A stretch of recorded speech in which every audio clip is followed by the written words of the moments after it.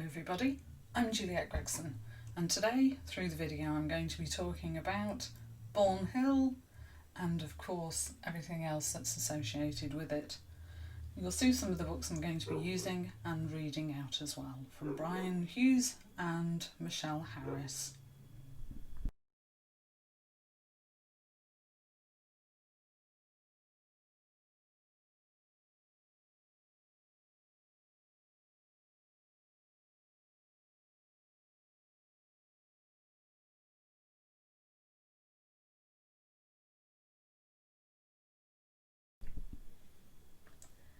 Some time ago, Brian and Michelle wrote a book called The Ancient History of the Wire.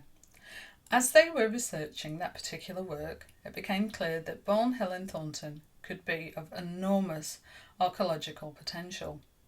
Exactly what lay beneath the hill was at the time still subject to numerous possibilities. These ranged from a Saxon settlement to a medieval turnip field. However, with several eminent 19th century historians having speculated on the hill's connections, one of which was the Battle of Brunanburg. Please forgive me if I do trip up with pronunciations through this. Now, with this in mind, in February of 2005, they established there were some of the founder members of wire archaeology. It's interesting to note that wire archaeology is still going. I'll be putting some links in later. Now, this was with the firm intention of conducting a full-scale excavation on the hill. Bourne Hall itself, of course, was out of bounds. At the time, that was owned by Lancashire County Council, and it was earmarked for future development. However, it was the hill that we were really interested in. Unfortunately for us, its leaseholder, and of course, far more amenable gentleman, was a man called James Parr. Now, we already know that Bourne had at least 1,000 years of history under its belt. It was recorded as Bourne in the Domesday Book, with theories about its earlier use being rife. Now, not without reason, as the summit occupies a vantage point and paralleled on the Fleetwood Peninsula, making it an ideal location for prehistoric habitation. As you might expect, the hall was demolished in the early 1970s. This was despite being listed. It had fallen into disrepair. The effort was made so much by the locals to save the historic residence. Unfortunately, not everybody was quite so passionate about the cause. One local historian, and they haven't put the name in the booklet here, for obvious reasons I think, went on to state, "I hardly think there is a case for saving the house on the grounds of architectural merit, and in that case, grounds for saving it for historical reasons alone are almost non-existent." A certain historical society also showed a certain lack of enthusiasm, claiming that nobody in their right senses could defend keeping it. Understandably, with that sort of support, or lack of, Bourne Hall came down.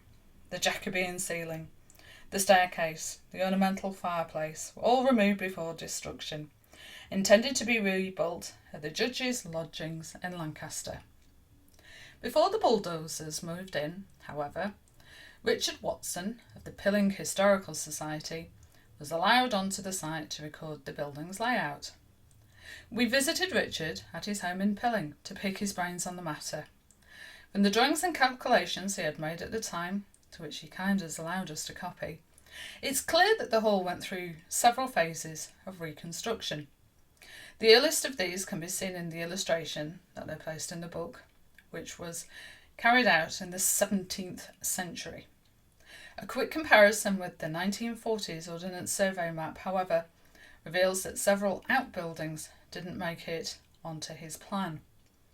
These include pigsties, Tudor walls, and various other constructions that, presumably, had either been demolished or weren't considered worthy of attention.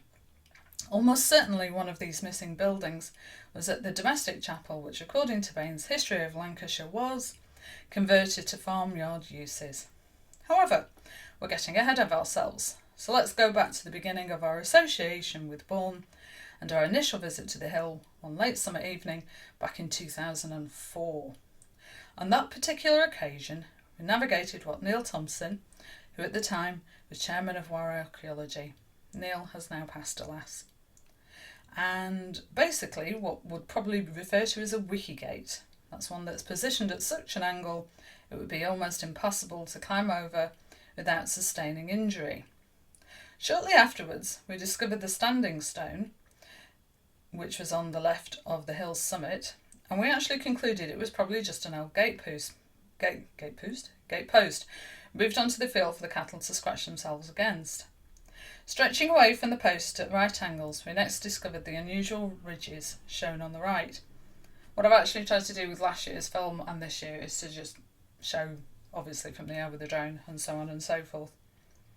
One ran towards the Pheasant's Wood housing estate and was considerably paler than the grass surrounding it, indicating that some sort of structure beneath the soil was perhaps impeding its growth. Naturally, we followed it round, charting our progress as we went. We noticed that it formed a rectangular enclosure without any obvious entrance, measuring 160 feet by 550 feet.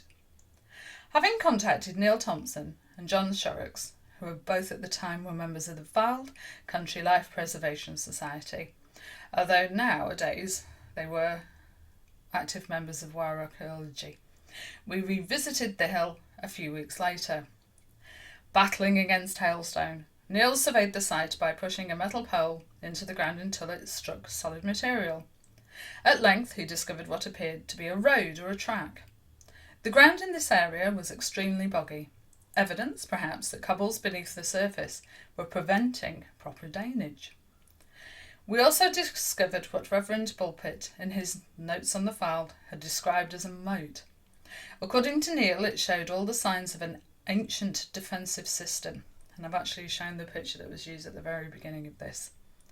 V-shaped ditches, such as these, were simple but effective precautions against invaders and were commonly engineered by Iron Age farmers or Roman legionnaires. A similar fosse was visible to the north, both ditches curving beneath Fleetwood Road towards the rear of the hall. As mentioned a few pages ago, the Bourne Hall date from the remains of Bourne Hall date from the 17th century, although it's well documented that the earlier buildings once stood in the grounds. It was natural to assume during our first investigations, therefore, that the embankments might also have dated from this period. Now, of course, following 17 test pits, several boxes of small finds, and extensive discussions with Peter Isles, that was Lancashire County Council, Specialist Advisor in Archaeology, and Alison Plummer, Head of Oxford Archaeology North, we know better. But before we go on any further, let's concentrate on some of the possibilities surrounding Bourne's earliest origins. And for that, we need to start a fresh chapter.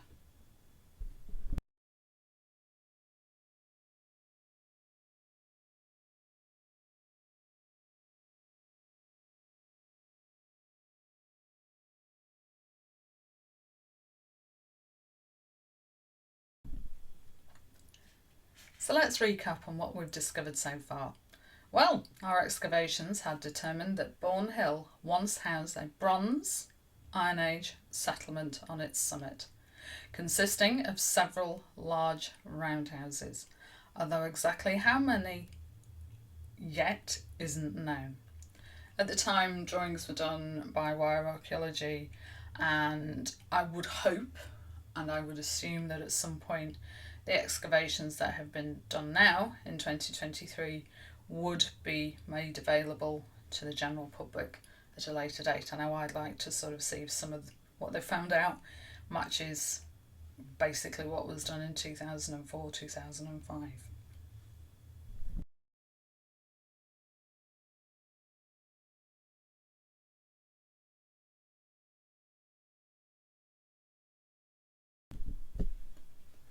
With regards to evidence, obviously there's going to be some still waiting to be found, just that we haven't unearthed it yet. So far, we've only excavated 17 square metres from an 85,000 square metre site, so who knows? Perhaps there are still the remnants of Norsemen scattered across the summit of Bourne Hill, waiting to be unearthed, although exactly in all fairness, we're not exactly rushing to the nearest bookies to place our bets on that hypothesis. That would be interesting today in 2023 if things were found. Maybe the Headless Horseman maybe the White Lady. Who knows?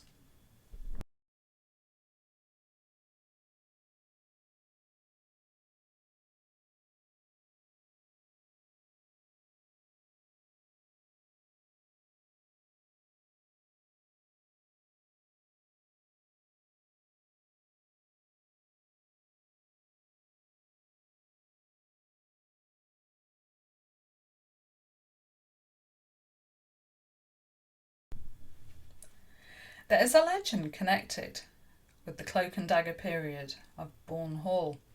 It's that of a priest's tunnel running from Bourne to Rossall. Over the centuries, the tale has evolved to include collapsing roofs, crushed children, entombed aristocratic ladies, and all sorts of other spin offs. Fundamentally, though, the tunnel itself has remained an enigma, often being regarded by historians as the long defunct drain, the whereabouts of which are now, of course, unknown. Others have dismissed it altogether, claiming that it never existed at all. A gentleman called Robert Edmondson was one of the last tenant farmers, however, decided to hunt it out but was unsuccessful. Richard Watson, when surveying the site, also found no evidence for its existence. A gentleman called Brian Pinney, on the other hand, did some digging around of his own, and well, this is the story. At the time, he was renting out the east wing of the hall, and this is shown in the booklet. Again, I'll give you some details later. Unfortunately, the search that had been conducted had been unsuccessful. Then one afternoon, he found himself talking to a neighbouring farmer. "You found the tunnel yet?" asked the aforementioned neighbouring farmer. "What tunnel?" replied Brian, feigning ignorance. "The old priest tunnel under hill," replied his neighbour. "When we were kids, we were always getting in trouble for playing in it, till one day our grandfather decided it was unsafe. So he took his horse and cart down to the beach, filled it with cobblestones, and blocked the entrance in.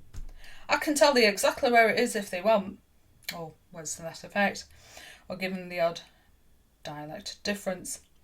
According to his neighbour, the entrance to the tunnel was hidden under the cellar stairs beneath Brian's part of the house. So when he returned home, he carefully lifted the flagstones at the appropriate location and was confronted by a layer of sand. Beyond that, he discovered the cobblestones, just as the farmer had described.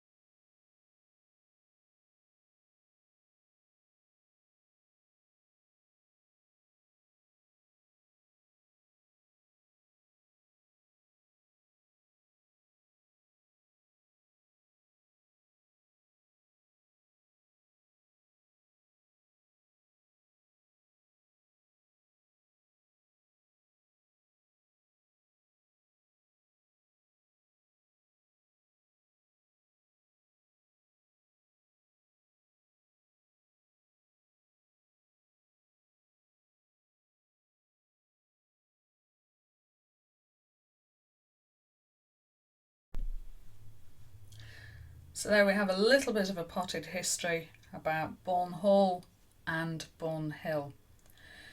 Thinking about it, its incredible legacy has largely been forgotten in the past 10 to 15 years. 2,000 years of occupation, an Iron Age settlement, a Saxon burg, a stronghold for persecuted Catholics. Not bad for somewhere about which, if you remember, it was said, "I hardly think there is a case for saving the house on the grounds of architectural merit, and in that the case grounds for saving it for historical reasons alone are almost non-existent." Bourne's future. Obviously, 2023, here we are again, and the site of housing estate, is it going to go ahead? Is it not going to go ahead? Is anything that wire archaeology did back in the day going to be revisited. They'll have records somewhere. One of the lines that's written here as well, after that it's probably only a matter of time before the property developers move in. I think it's been interesting to watch what's been happening on social media with everything, obviously. And I've been going there, I've been filming. I don't want to see houses built on there. There are other places that you can build. And I think one final thought that everybody has just overlooked, people still love history in the area.